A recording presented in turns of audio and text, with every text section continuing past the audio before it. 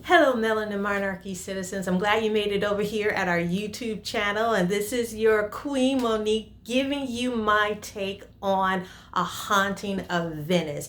Now, again, at this YouTube channel, where there's Instagram, where there's Facebook, where there's LinkedIn, we do commentary and reviews here on live music, on creatives, on films, with a strong focus on all things Depeche Mode. So the reason why I'm doing this film is I'm a big fan of Kenneth Branagh and these films, and also in the last installment of the Hercule Poirot films, which was A Death on the Nile, in the promo trailer and videos, they use A Policy of Truth by Depeche Mode. So I was extremely excited that they decided to use music from Depeche Mode during that time. And so now we're here for number 3, which is A Haunting of Venice. And I have to tell you that A Haunting of Venice is not the original name of the Agatha Christie story that started Hercule Poirot. I don't have a French accent. Yes, I know my name is French, but don't speak a lick of French. Oui, oui. And so A Haunting of Venice was originally called The Halloween Party in the Agatha Christie books. And for all of you mystery fans out there, you've watched it on BritBox, you've watched it on other streaming services, you know that the name of the story has been changed for this film, and that's fine. It's Kenneth Branagh. He's teaming up again with his friend Ridley Scott, and Mr. Michael Green did the screenplay for this one as well. So here we go. We're going to be talking about A Haunting in Venice. Now, this one was it was a departure from the original story, which is fine. You want to do something new. You want to do something creative here. They had a wonderful cast. They cast Kelly Riley, who was made kind of famous or well known by the Yellowstone TV series. There was also Tina Fey in this one, which was an interesting casting choice. There was the wonderful Oscar-winning Michelle Yeoh that was in this. There was also Jamie Dornan, and you guys may remember Jamie Dornan from the 50 Shades of Grey films. And then we had little Jude Hill. Now, Jude Hill and Jamie Dornan were in a collaboration film together last year called Belfast, and that was also a Kenneth Branagh film. Belfast was based loosely on Kenneth Branagh's childhood growing up in Northern Ireland before his parents decided to immigrate the family to England. It's a really, really wonderful film. I enjoyed that film. If you have not checked out Belfast, and it's also interesting that when you see the promos for the film Belfast, it has a lot of Van Morrison music in it, which makes you think that it's going to be a wispy, like upbeat family tale. Not really. It just really tells the truth of his experience back there in a tumultuous time in Northern Ireland, in Belfast, and what was going on there. However, I still think that it's really, really worth seeing the film. So if you can find it on streaming services, definitely check that one out. So that had Jamie Dornan and Jude Hill, who also come together as father and son in this one, in A Haunting in Venice. Now, why Kenneth Branagh chose Venice instead of good old England to do this film? Maybe he just wanted to show the beauty of Venice, and let me tell you, he did a wonderful job. The cinematography for this film is amazing. He does wonderful with his color palettes, using a lot of blues. There was some reds in there because you have the Italian flag, and then you also have the American flag because it takes place in post-World War II Italy. Now, this is what's interesting about this particular installment that Kenneth Branagh decided to do.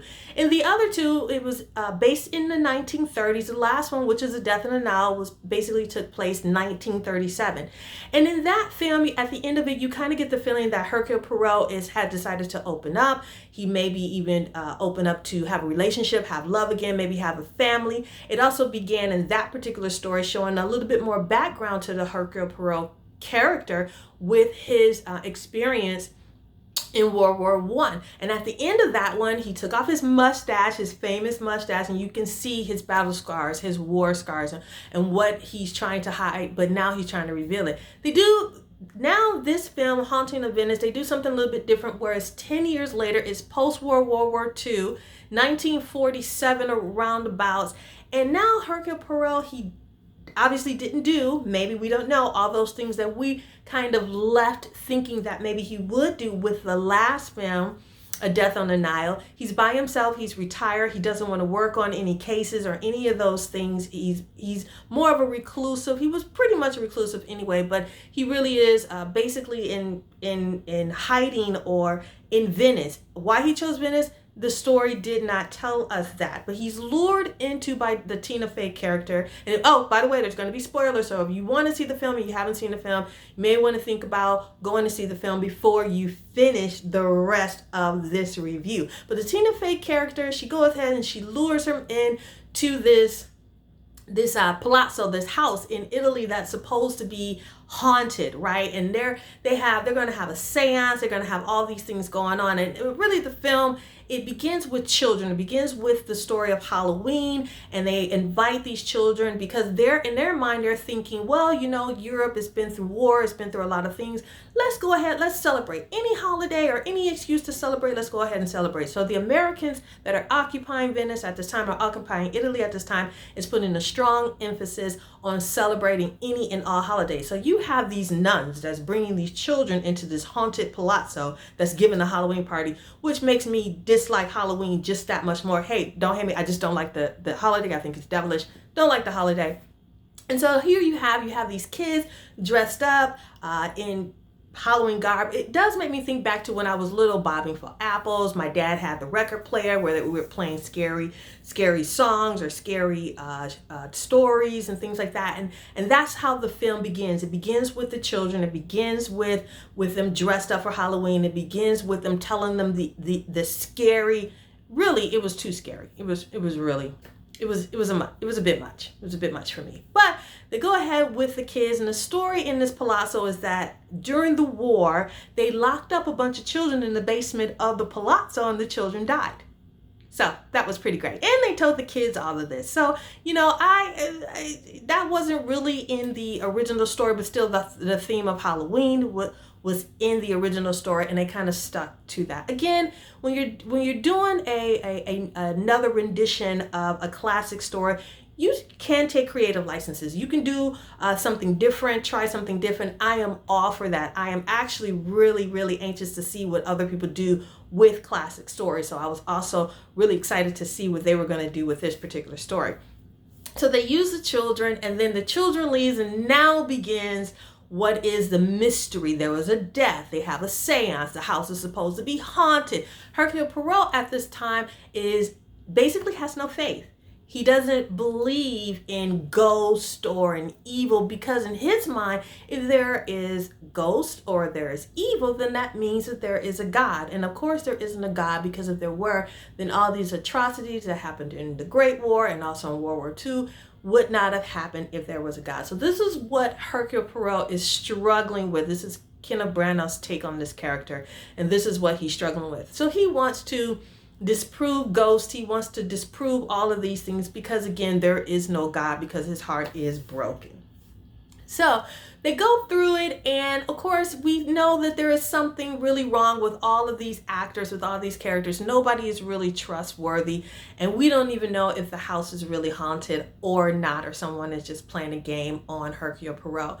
The story goes on. Of course he figures it out. He figures out who the murderer is. It was kind of like a little Flowers in the Attic, you know, with a mom who just, I kill her kids. I don't know what. It's just crazy. It's crazy. But there wasn't really any standout acting in this one, not like it was in the other two. The other two, the writing really allowed the characters to evolve and really allowed the characters to come out at you. This one, it was very usual, and it was very casual. It wasn't anything that was particular that I thought that was standoutish. I also thought it was interesting that Kenneth Branagh released this film when he did. Now, someone brought it to my attention that we are still in a strike. Hollywood is still going through their negotiations. So there wasn't a lot of hoopla with the trailers or with promoting this film or the marketing of this film. And that's really sad, because when you have a great film, when you have people who worked really hard on things, you do want them to be able to promote the film. You want them to be able to go out. But with the strike that we're experiencing here in the United States, it doesn't seem like it was all that possible for Kenneth Branagh. I don't know the whole story. I don't know if he always intended for this film to come out in September instead of in the Halloween season, which really starts in October. If he always intended that to be we'll see. Maybe one day we'll see an interview and he'll come out and he'll tell, or maybe it was a studio thing. I just don't know that. I'm not sure if putting this particular film out as early as he did in the Halloween season was effective. However, I was the better for seeing this film because I really, really, really do enjoy Kenneth Branagh's work. So here's my thing, is that if you like him, if you like his work, if you enjoy his work, then I would say definitely go ahead and see it. And in my pre-show video that I did when I first went to the theater, I said that I like Englishmen and all these things. And I want to apologize because Kenneth Branagh, I don't know if he considers himself Irish or if he considers himself English, but hey, for us over here on the pond, it's kind of all the same thing. I know that's terrible. Don't shoot me, but you Irish, English, Scottish, all great accents. Really, all beautiful, beautiful, beautiful accents. However, we love this film. We love seeing the Belgian character of Hercule Poirot do his thing. My take is that this is probably going to be the last one.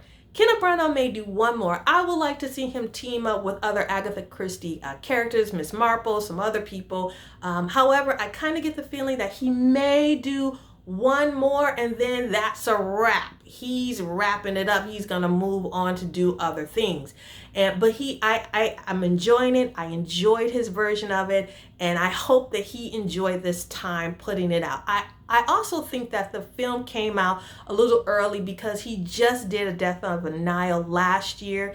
So having a film kind of back to back like this, when the timing inside the story is 10 years apart, makes me think that maybe that wasn't his first choice to do this.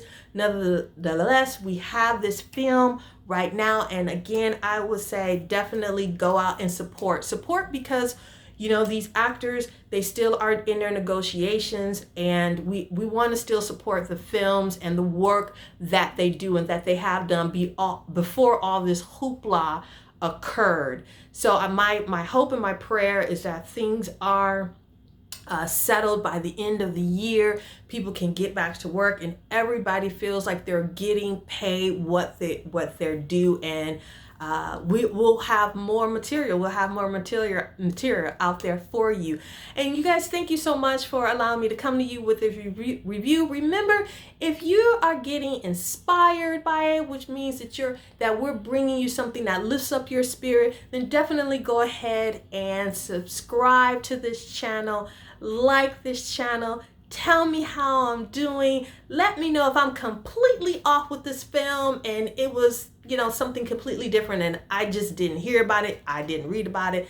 Put it in the comments. Let me know what you think. And also, if there is a film that is coming out that you would like for me to see and review, hit me up. Let me know. I will go out there and I will definitely take a look at it and tell you what I think about it and what my take on it. You tell me what you think, and I'll tell you what I think here at Melanin Monarchy. Again, remember, we're bringing value to you and telling you all things are possible, and we're going to make it happen possible.